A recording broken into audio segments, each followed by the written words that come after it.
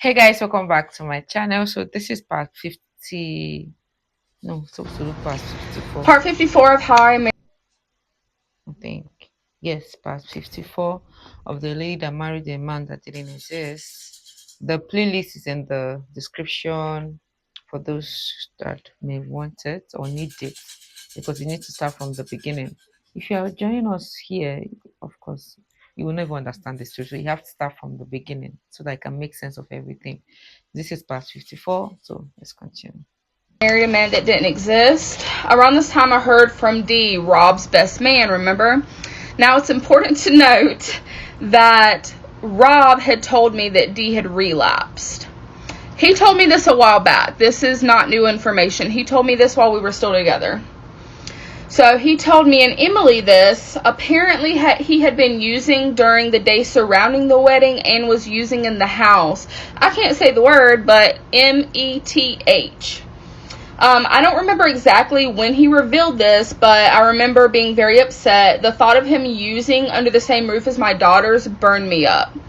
Now, I was conflicted because I had such a good experience with D, and he seemed so genuine, and we talked about recovery. We talked about sobriety.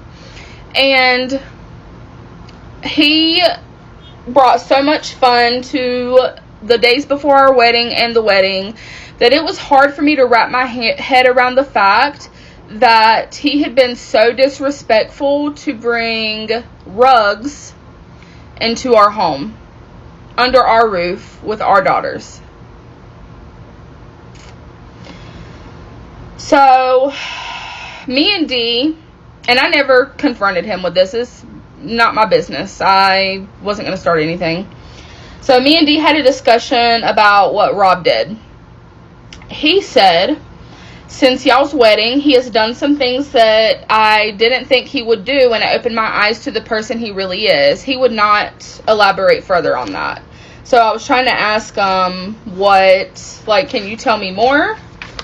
And he really just referenced, him disappearing and then doing what he did to me and the girls, but I knew there was more behind that story he wasn't telling me. I don't know why she's not clocking it yet. It's obvious. He ran away. Not like ran away. He went to be with another woman. Only God knows how many women since they got married or since he even started dating her.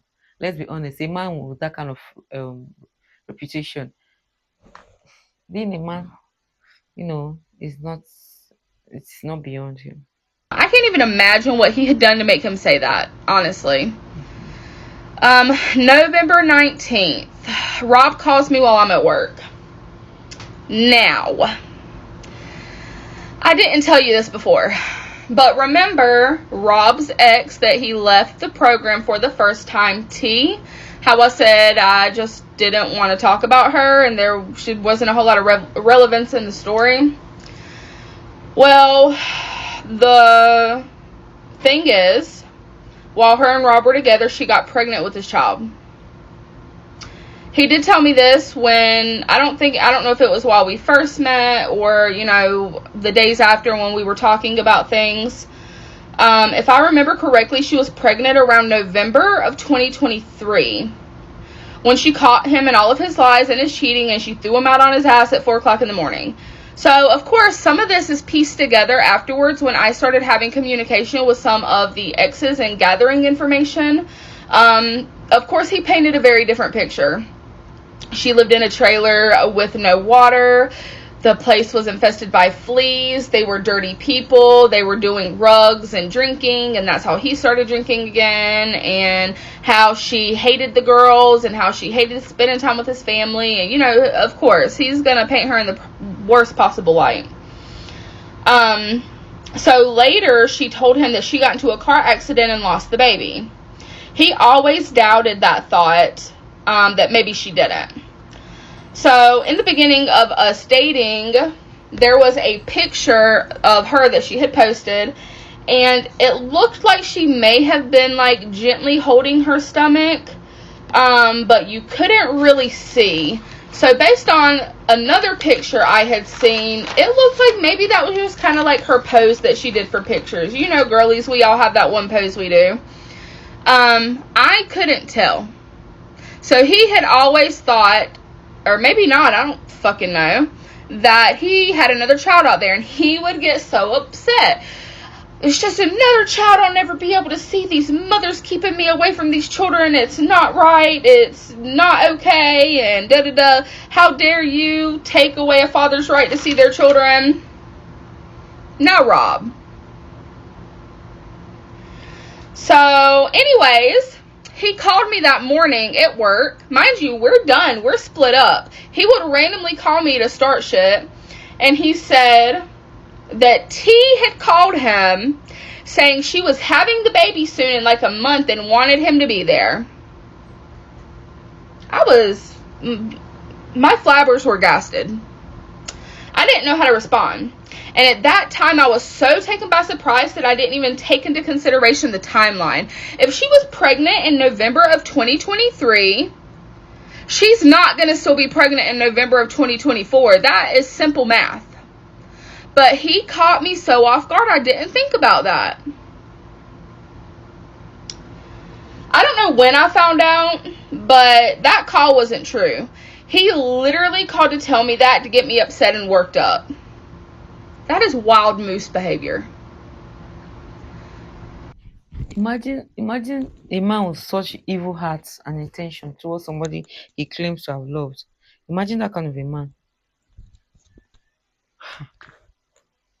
Because he knew that was a sensitive subject for me. He knew I hated when he talked about her. Remember, this was one of the ones he would talk sexually about quite often. And he would bring her up so much that I was just going crazy. Now, this is while we were together. So, I'm trying to move on. I'm not having communication with him. And he decides to call me up and drop a bomb on me. And I believed it at first. I don't know if I believed it. I must have if I was that shocked. But then, of course, I did the math. So he was like, yes, she didn't end up losing the baby. She just didn't want to see me because she was upset. But now she wants me there and she wants me to be there. And I don't remember if he said son or not, because y'all know how he felt about having a son. I explained that in one of the first videos. So anyway, on another occasion, mind you, we're not together. I had already told the girls we're broken up. He had called me and asked for $5. I told him abso-fucking-lutely not. He was not my responsibility anymore. Not that he was to begin with. He lost it. He cussed me out on that phone. Who are you? Like, literally, who are you? It's so funny each time you say, who are you? That's the man he has always been. You see, this is why they tell us, especially we the women, that the signs are always there, but we are the ones that don't just like to see it or take it for what it is. We like to, to project what we want the man to be onto him, even when he's not it. He has always been there. Right from the first day she started saying the story, that man has always been the same person. Let's be honest. He has always been the same person. What planet did you escape from? The next day, he called me again. And instead of asking for $5, he asked for $40. I promise I'll pay you back as soon as Amber and Joe give me this money. I need some vapes. And Joe is supposed to go and get some after work. He's going to give me the money for them. What the fuck ever. I wasn't listening. I said, if I didn't give you $5, what makes you think I'm giving you $40? I said, you have some audacity calling me and asking me for money after everything. And how every phone call that we have sporadically ends up with you yelling and me in tears or me upset in some way. Asking me for money? I think you've taken enough. And why is his call still entering her phone? That's the most important question. Why is he not blocked yet? Why can he still access her? Delusional. So, I blocked him after that. You're not about to stress me out on my cellular device, you fucking buffoon. Blocked his ass. Not doing it. November 22nd, I filed for divorce. I had drawn up the papers a couple weeks previous, but I had to wait until I could pay for it to submit them. We all know he's not going to pay for this shit. Not I had to pay for the wedding and the divorce. That's wild. So the 22nd was the day I paid, and I filed the paperwork. It wasn't done. Like there's a bunch of other steps. That was the initial filing fee to where they are looking over the paperwork to see if they'll take the case. So this was nowhere near done. But that was $200 in itself. November 23rd, I had to unblock him to get some info for the divorce. I needed a copy of his driver's license, I needed his email, and I needed his social security number. We are going to get into what happens next in part. I know you guys will say, oh, we are living in the 21st century. It's a civilized world. But I don't care. Any man on this planet Earth that allows a woman to foot the entire bill of their wedding, that man does not like you. That man does not want to be married to you. See, we've all have seen it when a man wants a woman, loves a woman, how far that man can go. You and I, you've seen it, I've seen it. So any man that is comfortable calling you to say, oh babe, please lend me this, lend me that. He's always the one calling you to ask for money. Tell yourself the truth. Unless if you want to say, oh, I mean, that's the lie you are using to deceive yourself. If we are in this 51st century, a woman can propose to a man. Yeah, yeah, yeah, yeah, yeah, yeah, yeah, yeah, yeah, yeah, yeah, yeah. Keep deceiving yourself. Keep deceiving yourself. See you in part 55.